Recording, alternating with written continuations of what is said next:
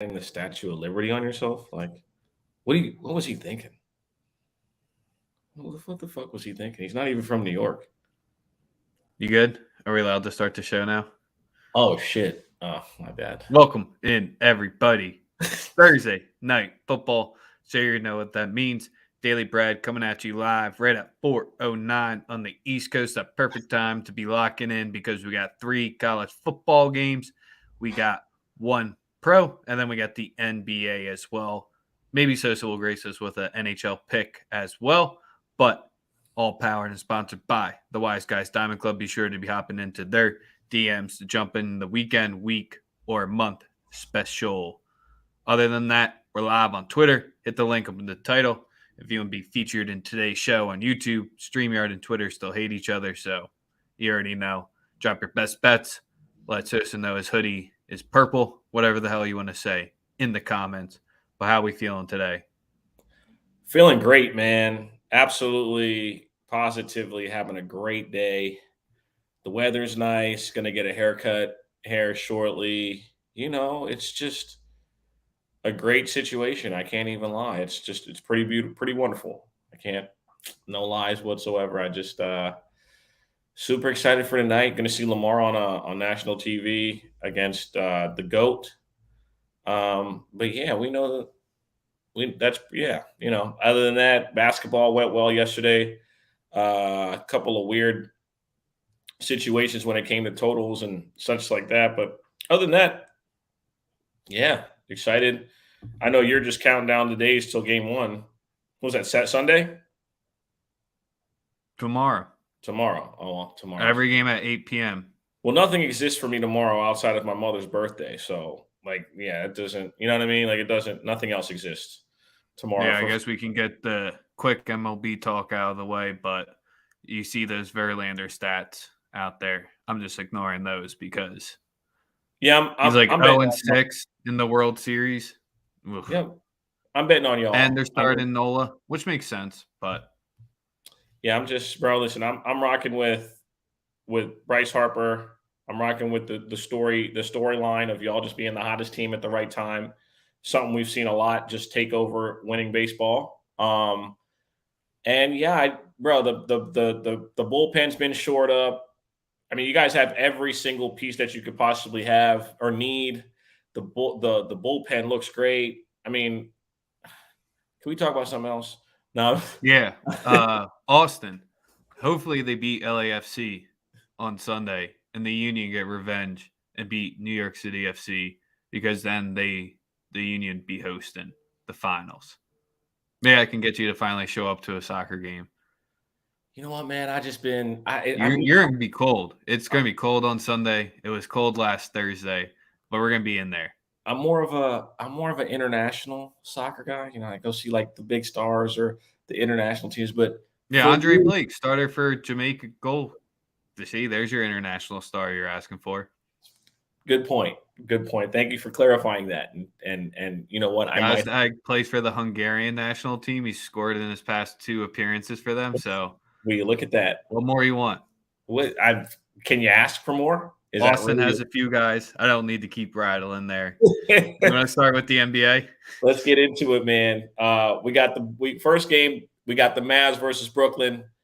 The Brooklyn Nets experiment with Ben Simmons is just becoming a nightmare. Who would have thought? Not me. Not like we haven't seen this ugly ass movie for the last 5 fucking years. But yeah, bro, Ben Simmons, same thing. Won't shoot the ball. Refuses to let it fly. Brooklyn lacking defense in the paint, lacking defense at the rim. They've just been bad. Really nothing positive that I can really say about this Brooklyn team through 4 games. They've looked absolutely pedestrian. You got basically KD and Kyrie trying to shoulder the load. They're getting out rebounded. They're getting out hustled. They got beat by Giroux. They got beat by Giannis, Giroux, and Bobby Portis last night. Like, not much else really showed up for them, and they just basically ran straight through them. Brooklyn on the back-to-back. No Ben Simmons tonight. Might help them. Hey, who knows? Maybe. Anything might at this point. I'm personally, bro, for me, I like the under in this game. I think the number is set at 225. I listen. I don't think that Dallas is going to try and come out here and run. They play great in the half court, coming off a loss against a New Orleans team that just really gets up and down in transition, shoots a lot of threes. Not just that, but the Pelicans are just an elite team. Obviously, they showed us that, in my opinion, when they beat them without their two best players and their best defender, arguably their three best players outside of CJ. So again, it's for me. I like the under 225. I think it's a slow, walk it up pace game. I think that Dallas can do enough to suppress them defensively, and it's going to be a game where Kevin Durant has to shoulder in a lot of the playmaking load. I would rat line, man. I can't disagree. It is. I'm also leaning towards KD's points, but I mean it's a 28.5. If I were to advise anyone, just play the 30 plus. I mean, it's Kevin Durant, playing the line at 28.5 for any sort of juice to me is kind of stupid. Just bet him to get 30, and you should make out at the end of the day because he's going to easily clear the 28.5. I mean, he's going to have to shoulder the load. So same goes for Kyrie. I'm probably taking a ticket on Kyrie's points as well. Bounce back, did not play particularly well last night. Went 0 for 7 from 3. Which, if people have been watching Calling the Shots, we've been speaking about how, Milwaukee has a different identity this year as opposed to the last 3 years that we've seen.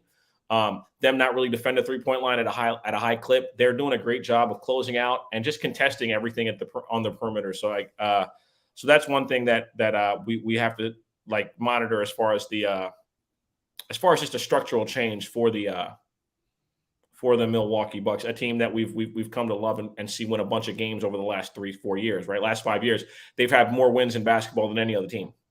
Yeah, we were switched that whole time. Yeah, that's your fault. Yeah, I don't know that one, man. The weeds are good today. The fucking Kings, 0-3, plus 2.5. Is that another rat line or? I think it has to do with the availability of players for the Grizzlies. I'm not seeing any problems. Does it matter? I think it does.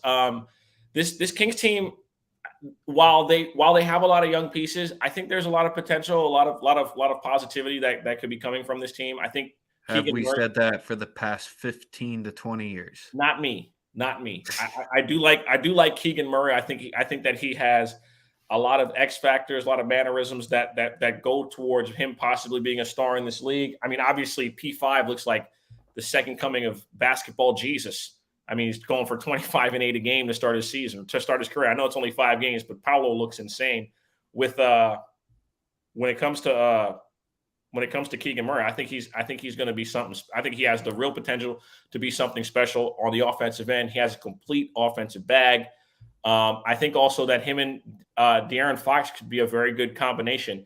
I've never been high on Sabonis. I don't think he's good. When he was traded, I don't think he's that great. But I think that people expect this Kings team to kind of lay down. I like Mike Brown. I think Mike Brown is going to try and build some level of an identity with this team. If anything, I like the game to go over. I think it's priced. The number is extremely high for a reason because, the Grizzlies, even though they might score a lot, they give it up. And the same goes for the Kings. They have a propensity to give it up and score a lot. So if anything, I would lean the over, but that would be my only look. But my final play of the night is Golden State. I'm laying the 6 with Golden State. At home, off a loss. Miami on a road back-to-back. Played last night in Portland. Obviously, their starters did not have to play the fourth quarter. I will give them that. They did a good job of maintaining a fourth quarter lead and just keeping those the Portland Trailblazers starters from ever getting back in the game and ever really making it competitive in the fourth quarter. So, and also Kyle Lowry discovered his way. Do I think that Kyle Lowry is going to do what he did last night again? Fuck no. Give me the Warriors in a smash spot here.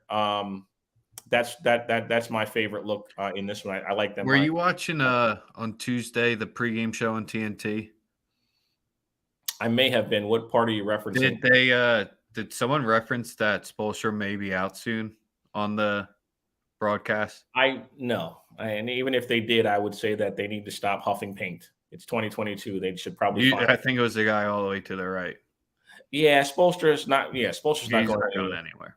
I mean, he was the number 1 seed last year with that roster. Like, come on. If it's one coach that knows how to navigate a regular season, it's a guy that had to deal with LeBron James and D Wade, as their core superstars. Ain't nobody on that roster anywhere near to those two names. I know people want to give Jimmy Butler a lot of credit. Couldn't sniff their jockstrap with a fucking forklift. Not even close, bro. All right. So if Spoelstra can get a number one seed with those guys and take the shit ton of fucking untalented fucks that he took to the bubble final, he's not fucking going anywhere. He's got a lifetime gig in Miami. Any idiot on TV saying that shit needs to shut the fuck up forever. My thoughts. Those are just my thoughts on that one. All right. So make sure you like, retweet, follow, subscribe. You already know. Twitter, link up in the title. Be featured. The comments are rolling today. Me and Dan are on the same mind today. He's already telling us to hit that like button. Sorry, Thunder Clippers. We're skipping over you because Sosa, we've never given out a play more than one unit. Please, for the love of God, tell me why we shouldn't go 10-unit whale max, whatever you need to go on the Ravens +2, Ravens money line +110, because we already know Giselle's a witch and Tom ain't got those rocks and crystals in his little altar there anymore. So all his powers are drained out of him. It's a setup, bro. It's a setup. I'm not touching it. I'm on the Ravens money line +110. It's only one unit on the show, but I'm all over this line here. I'm rocking. I think Spin isn't here. I think Spin's finally coming around from Sunday morning quarterback. There is no way. Hey, listen, man. I know they're giving him a point. I know they're giving him the 1 point of credit here. I get it, but there is no way. Hey, man, listen. I'm going with 2 anytime touchdown scorers today. I'm going with Mark Andrews +195, Gus Edwards +150, and I'm going to take a small stake on the Tampa Bay defense to score a touchdown. Those are my props. Those are my plays. I'm not saying it's going to be a pick. I just think defense, special teams, possible. Has Tom Brady been good? And who the hell is running routes for the Bucs other than Godwin? Listen, don't get it twisted, man. This Baltimore team's had a double-digit lead in every single game this season, so they're a damn good football team. But having a lead and keeping it and winning the game are two completely different things. It's something that we have not seen from them all year. They have not. D-Jax is going to run 2 routes and sprain his oblique. Eagle fans, man, y'all are some real funny individuals. Last year, D-Jax definitely cashed us out on Thanksgiving. He does, but how many games did he play? 1 or 2, and then he had the oblique injury. It's everywhere he went for the past 6 or 7 seasons. Made the call. Hey, listen, as long as he made us some money, you know what I'm saying? If you cash us out 6 units on one day, we'll take it. Right? I'm cool with that. No revenge angle for Deshaun Jackson, man. Like how many snaps is he actually going to get? Right? He's just going to run fast. That's it. I mean, hopefully that opens up for the other guys on offense, if anything, right? He takes the top off and gives Andrews and these other guys avenues to get open and just have a little bit more space, because that's really what it boils down to. That's football now. It's like using pieces to get the other guy open. That's why the Baltimore Ravens offense at times stalls, because you don't have to keep the defense on the other side honest, because there are certain things that they just can't fucking do. Like their receivers don't they don't take the top off. They don't run great routes. Bateman doesn't stay healthy. No one wants to have that conversation though, but and then it ends up 15 targets at Mark Andrews. Let the Daily Bread history books state Sosa is too scared to bet on the Ravens money line tonight. Oh no, I'm 100% on board. I'll never bet against Lamar. It's like that's what the lead is. You never see me bet against him. I think Lamar is still my favorite player. I do want to address this though. Like that Skip Bayless story is so trash. It just reeks of an organization like leaking information right before a primetime game in which Lamar's about to play in. Like it's sickening to me, bro. Like I just don't understand it. Like, they're saying a bunch of bullshit about how he's not engaged in meetings. Like, bro, if you saw a guy come off the couch, get suspended for 11 games, and got $230 million guaranteed, And not only that, the organization made sure that they made his first season worth $1 million, so he lost no fucking money because of the suspension. Like, if I was Lamar Jackson, I wouldn't even put a fucking uniform on. But that's me. Like I don't think anyone who has an agent would allow him to even step foot on a fucking football field. But here we are. I think that the way this situation is being managed by the Baltimore Ravens and just their front office and just the PR department, just absolutely garbage. Absolute garbage. Sorry to say it, but I hope Lamar leaves. I hope he goes to Atlanta. I hope he goes to Miami. I hope he goes anywhere and he ends up anywhere but Baltimore, because Baltimore don't deserve him, and that front office does not deserve him as their quarterback. Just my thoughts on how I feel. I don't give a fuck how the fans feel. All right. College football time. Oh, yeah. We got one bet. Important stuff. One bet only tonight. We might be – I'm not saying we're taking the trap, but on a Thursday night game in the Pac-12, we're going to be taking the road favorite and laying the -7 coming off the big win at home against Utah, and going against Wazoo, who I've been loving the back on paid for play, coming off 2 straight dubs outright. And yes, we do love Cameron Ward on Daily Bread Media. Yes, we do. But right, Utah's DBs, they're a different animal. You see what they did to USC. They hadn't thrown an interception the entire season, and you saw what happened yesterday. Sure, they still got the points up on the board, but when Wazoo's offense – one-dimensional because it relies on Ward way too much. I think they got the goods to bring it to him here. I think Wazoo has what it takes to put up with the rest of the Pac-12, but not against Utah. Give me the Utes -7, -110. Ooh, you're laying the tutty. And is the game at Pullman? Yep, we ain't scared. Ooh, let's go. Utah's on just they're on the revenge tour right now because they need every dub to get into the Pac-12 championship game at this point. Absolutely. Losing to UCLA did not help, but then UCLA losing to Oregon helped. Yep. Like you said, it's indicative that they take care of business. To meet Oregon there, because Oregon has yet to get the Pac-12 loss, because their only loss is Georgia. Right now it ain't looking too bad because they are a completely different team, and I can't believe I'm giving Bo Nix credit, but Bo Nix is going to do what Sam Howell is. He's going to fool a bunch of pro scouts. Here's the thing, though. Losing to Georgia is never a bad loss. No, right? Especially when it's the first game of the season. What makes it even crazier is it now becomes the highest quality win that Georgia's had all fucking year, because they're the only top 10 team they've beaten. Yep. So again, it works both ways. Like, Oregon has the best loss, and that's Georgia's best win. But the Pac-12 with the best loss usually never ever makes it in. If Ohio State stays undefeated and then Georgia and Alabama are both sitting there nice and shining with the 1, and TCU keeps doing what they're doing. Absolutely. Spoiler, I think I love West Virginia this weekend. They're hosting TCU.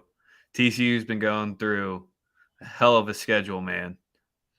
I'm going to get a touchdown at home, plus with the Mountaineers. I need to do some more digging because that squad looks pretty dead, and TCU's offense and Duggan can run all over them, because if you've been going against them so far this season, has yet to work out. But little preview for Paid for Play on Saturday. Tonight, JD, extra dough with him, running you through the DFS slate on DraftKings. Tomorrow, we'll have calling the shots. Sunday morning quarterbacks. Busy time coming up, but no better place to be than Daily Bread Media. Like, retweet, follow, sub.